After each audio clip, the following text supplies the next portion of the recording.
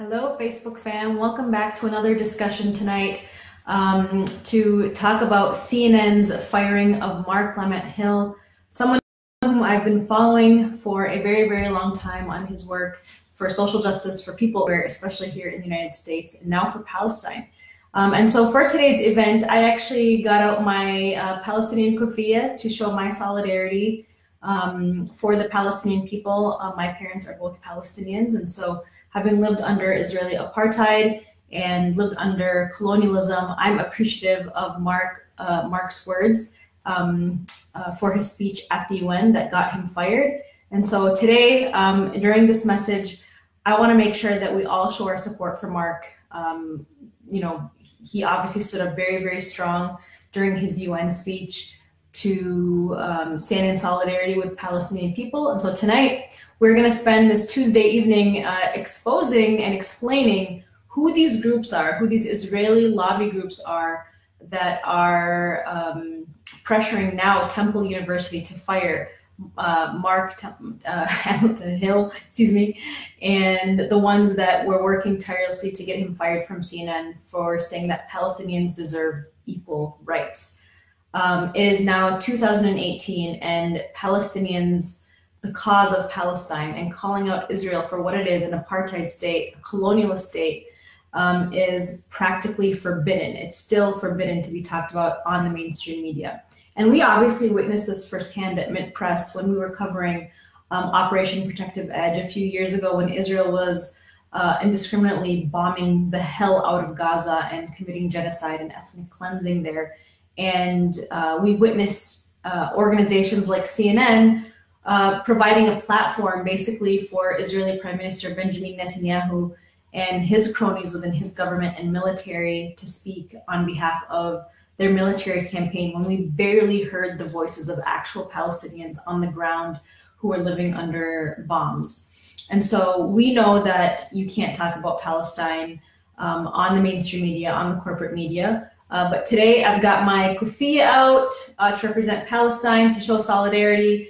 And we're going to use Facebook as a platform today to talk about how we can support people like Marc, who stood up at the UN to say really basic things, like we should provide equal rights to people in Palestine and give them, have them live under the same law of the land as Israelis. It's a really interesting concept, I guess, for the establishment to fathom and to take in. And so with the firing of Marc, it happened last week.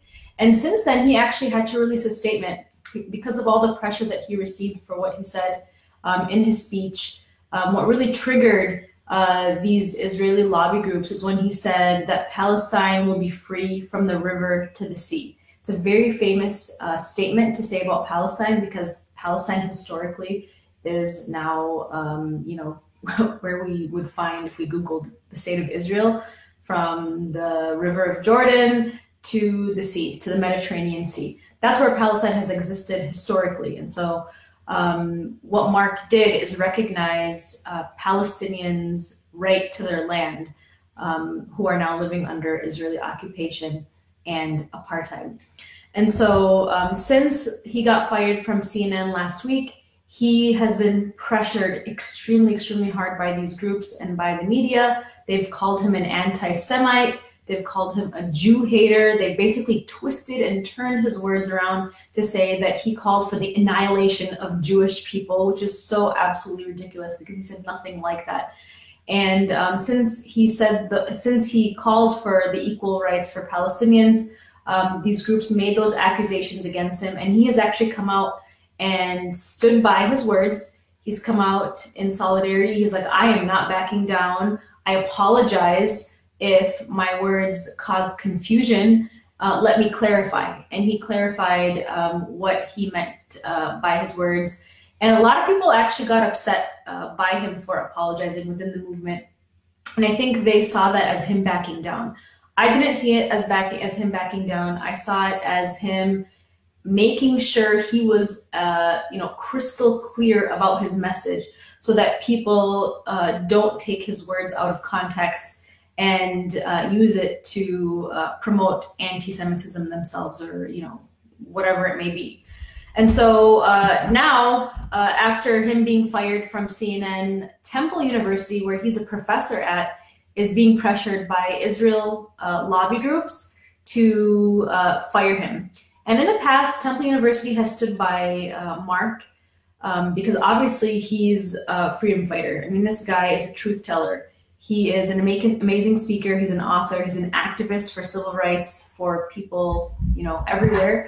And he speaks up about human rights abuses and the war machine, which is really, really, really unheard of on CNN. And so it's always kind of been confusing to me, like, how is this guy able to speak so much truth on CNN? He is so much better than CNN, but he was allowed to, and now they found their excuse to get rid of him. And so now these Israeli groups that got him fired from CNN are now working to pressure Temple University to get him fired. And so who are these people? Who are these groups?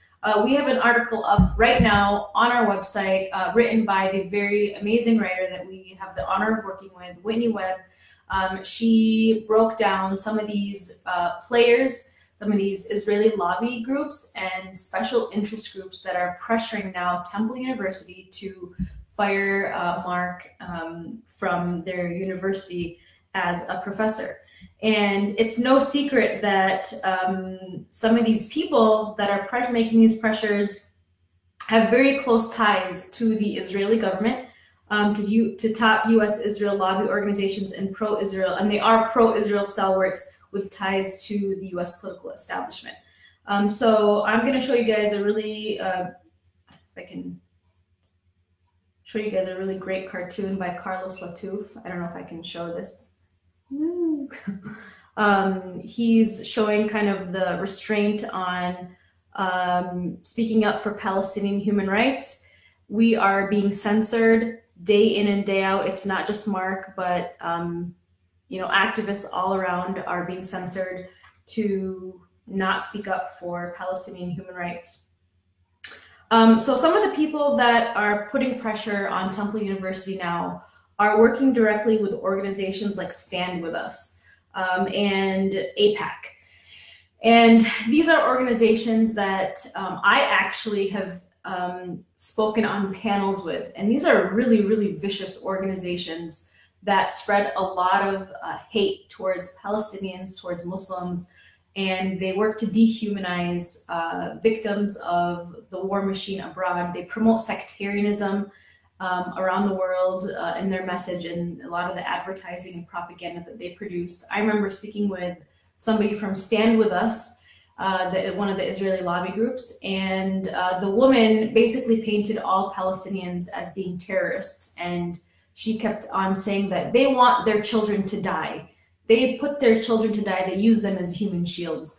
And so that's the kind of rhetoric that they have, that they push and promote. And obviously these are the same groups that promote apartheid and colonialism and ethnic cleansing within our media. They're always pushing those messages so that we can dehumanize Palestinians and support Israeli occupation. It's really, really interesting how you can't talk about peace and equality for Palestinians, but you can certainly talk about promoting apartheid and supremacy and white supremacy and Jewish supremacy, but not equal rights for Palestinians, and to talk about how they deserve to have basic things like shelter and water and food. Those things apparently are not allowed on CNN and within the corporate mainstream media.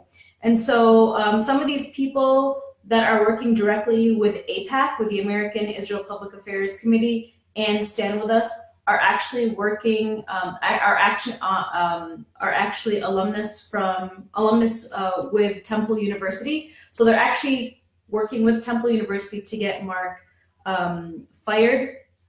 And we have another name here that we want to mention. One of the chairman of Temple's Board of Trustees, his name is Pat Honor. He basically accused Marc of being an anti-Semite and said that Marc is a bigot Jew hater.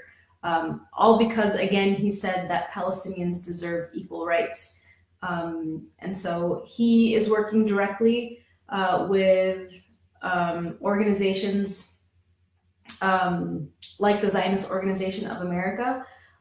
Morton Klein is another name that that is worth mentioning, and I hope that our social media team is putting their names down here in the comment section.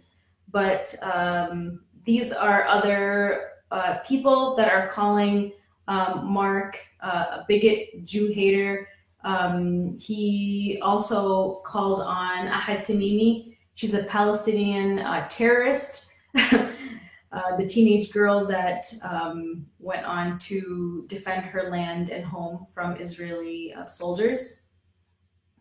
Let's see here.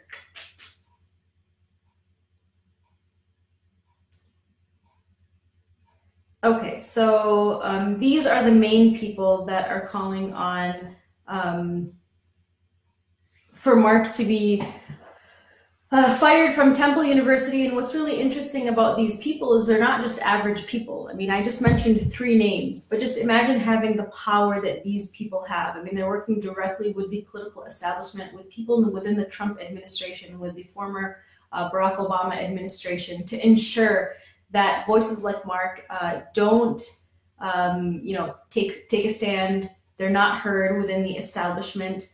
And for people who have been speaking up for Palestinian rights, they know all too well that there's a lot of pressure on people. If you do speak up for Palestinians and try to talk about Israeli occupation and apartheid, then you basically instantly become a victim.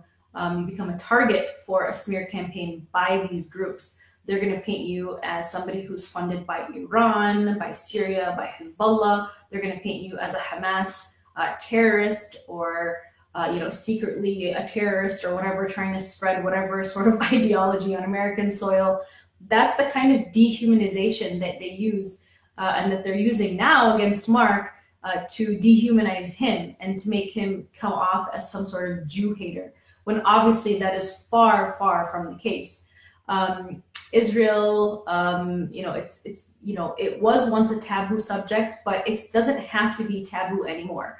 I'm sitting here right now on Facebook with my kufiya decorative kufiya, to bring attention to the Palestinian cause. And I hope that every single person watching here today will take a moment to send Mark their support, and to also find that strength and courage within themselves to speak up for Palestine. Palestinians need people's support in the United States, especially because we're giving Israel billions of dollars per year to basically build up their military might and their apartheid wall and their apartheid racist policies and their illegal blockade towards Palestinians in Gaza, who are basically living an absolute nightmare, humanitarian nightmare. I mean, we talk about Yemen as Saudi Arabia is committing genocide there, but where would Saudi Arabia be if they didn't learn the lessons of war and genocide tactics, other than from Israel, who has been practicing ethnic cleansing and genocide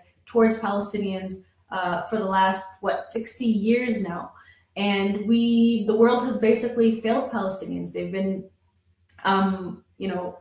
we've allowed Israel to continue its ethnic cleansing of Palestinians. We've basically empowered the apartheid state by keeping silent about this issue. So we have to find that courage within ourselves to talk about this, and we have to show our support towards Mark. So that pretty much sums it up. I'm going to take a look here at some of the comments and see what kind of questions we can answer today. I've got my social media team helping me out, and I'm just waiting for them to send me some of the questions and or comments that I can read out. And if you guys have any comments or questions, please, please, please add them into the comment section here. And if you will, Facebook has been suppressing our posts like crazy. So we need you guys to hit like, we need you guys to share this discussion, just so that we can increase, the likelihood that it's shown to other people within their. We need to talk about how to bring more attention to Palestine in the minds of the majority of Americans. I remember when I was in junior high, people asked me, where are your parents from? And I would say Palestine. They would say, oh, Pakistan. And they just had no idea. But now when you say, my parents are from Palestine, people are trying to become a little bit more aware of the real life situation there because of alternative and independent media, the rise of independent media like MintPress, and voices like myself and people like Mark and other organizations and other activists who are not afraid to speak truth to power, to share the truth about what's happening in Palestine. So let's see here. So what questions do we have?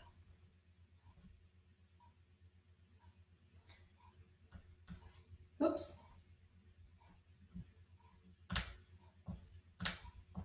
All right. Oops. My mouse is not working. It's stuck. So I can't scroll through.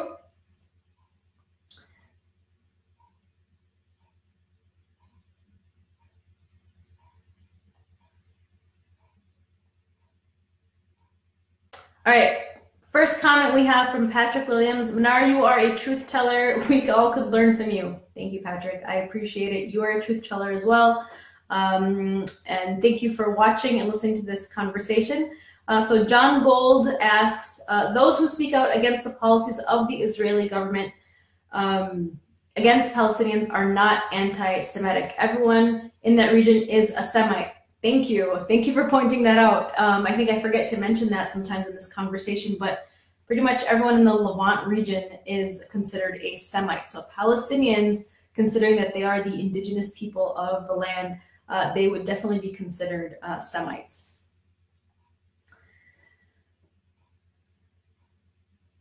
Okay.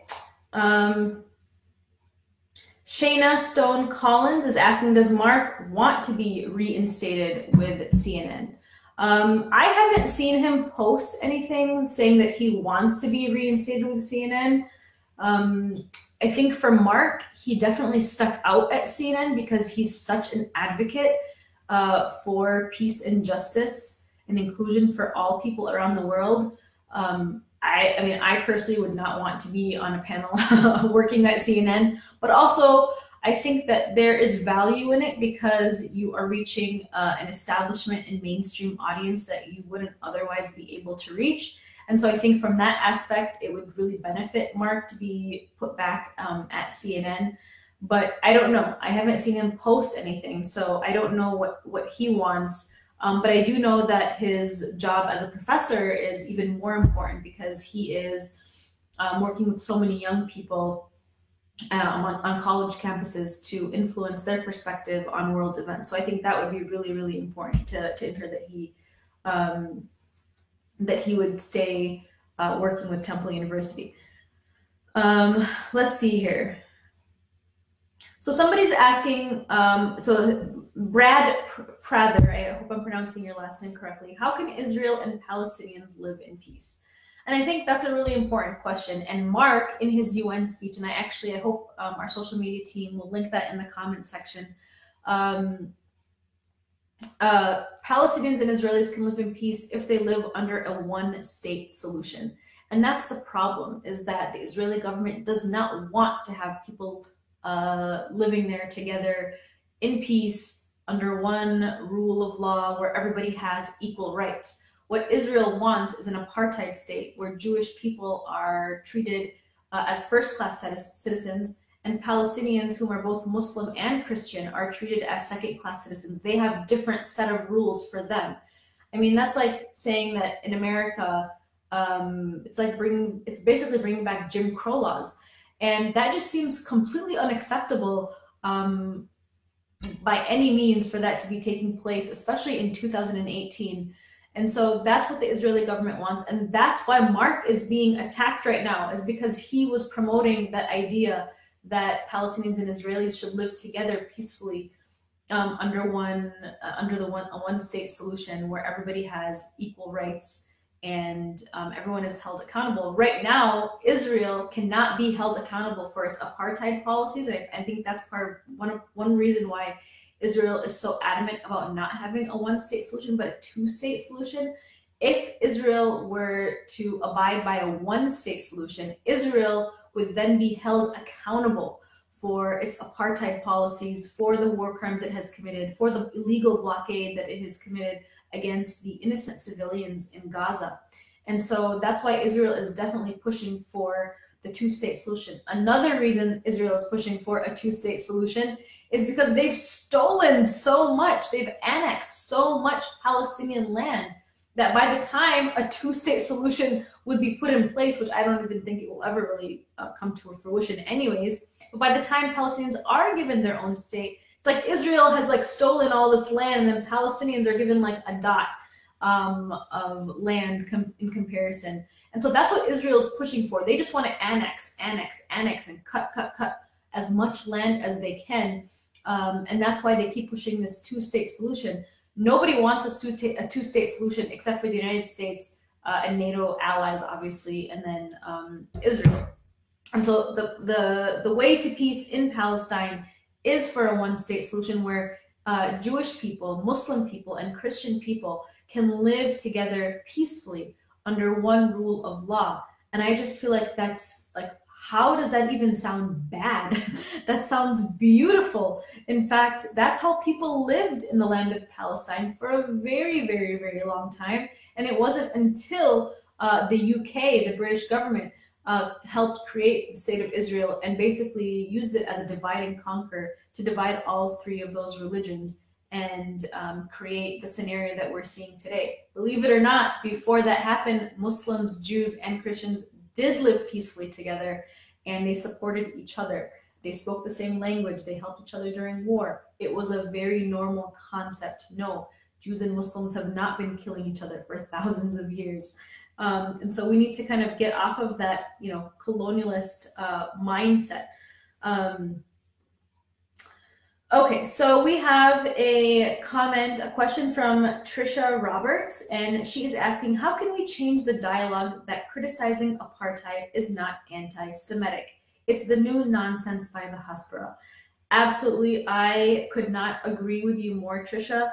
And I think whenever the words, you know, the comments are said or labeled towards people as you're anti-Semitic, that's really just a smear and silencing tactic. And so we have to be smarter and just continue stating the facts. Like, you'll sit there and state facts like Israel has, you know, it's an apartheid state, it's practicing ethnic cleansing, it's, you know, dropping this many bombs and killing this many people. And then the response is, oh, you're anti-Semitic. It's really, really ridiculous. And they do that so that you can go on the defensive and say, wait, no, I don't hate Jews. No, I'm not anti-Semitic.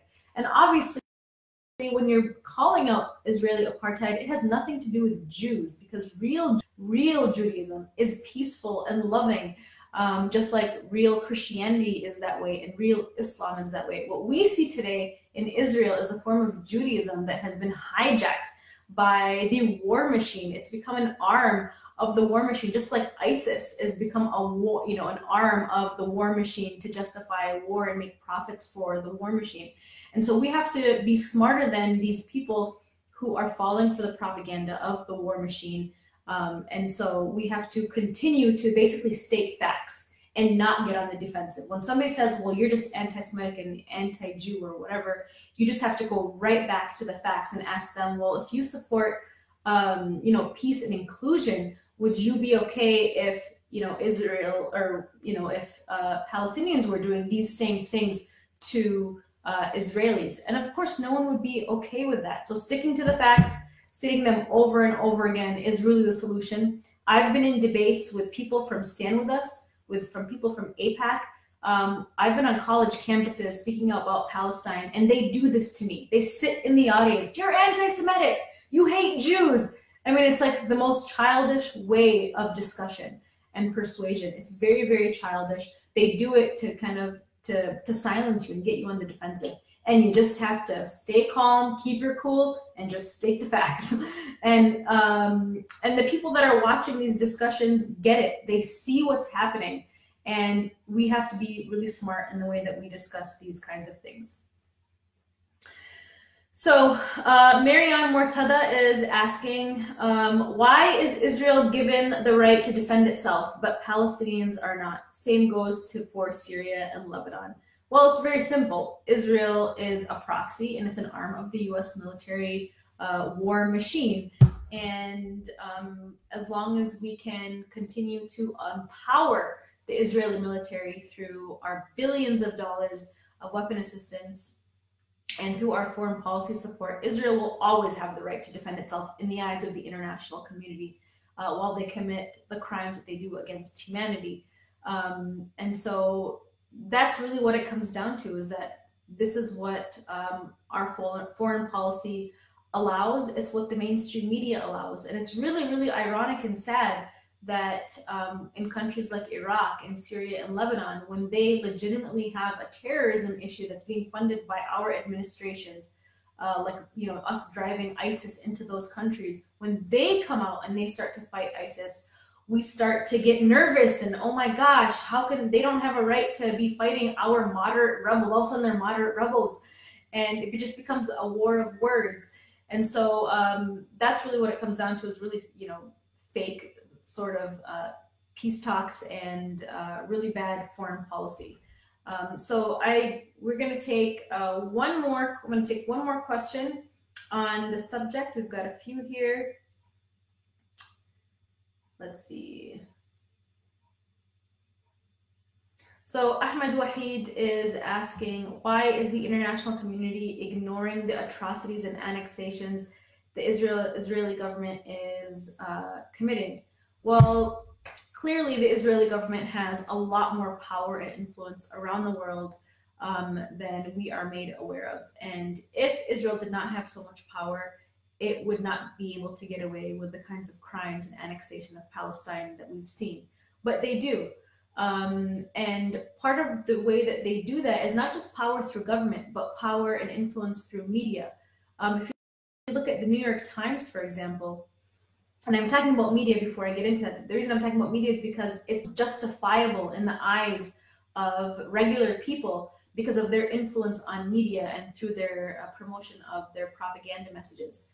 If you look at the New York Times, for example, the New York Times bureau housed in Jerusalem is literally, they ethnically cleansed a Palestinian family to build the New York Times Israel bureau. And so the New York Times in itself is practicing ethnic cleansing. And so who are they hiring for their Israel coverage?